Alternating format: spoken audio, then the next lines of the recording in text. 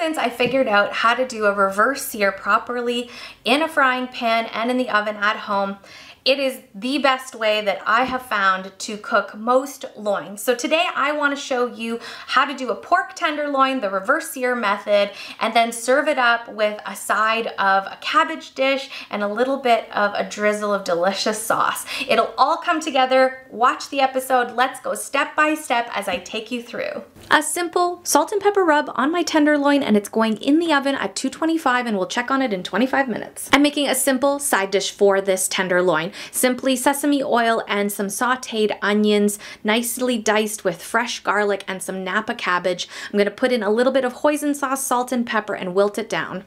Whenever you are cooking with a nice piece of meat, a roast, anything like that, I highly recommend, if you don't already have one, invest in a meat thermometer. It will make you feel so much more confident when cooking different cuts of meat, knowing your temperature guides and where you want that to end up. So with my tenderloin at 120 degrees, I'm ready to get my pan hot again with some butter in there and sear each side of the tenderloin. Take a look at your stove top and how hot it gets, but I'm at about a number 6 to 7 here to get that nice beautiful crust, and you might need to use your tongs to hold up sort of the round sides so that you get a nice crispy sort of touch on every piece. I'm gonna let it rest for 10 minutes out of the pan, and then I'm gonna cut into it. I did use my thermometer again. It was 145.2, so perfect. It's hard to tell on the camera here, but there is still a little bit of pink in the center of my tenderloin, which is just lovely the way I like it.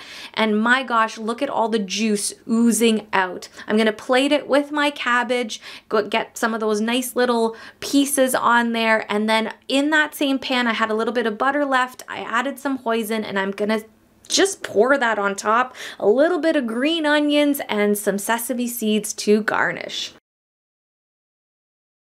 I love the way that this meal came together. Juicy, delicious flavors. I absolutely love that sesame and cabbage sort of infused flavor with this dish.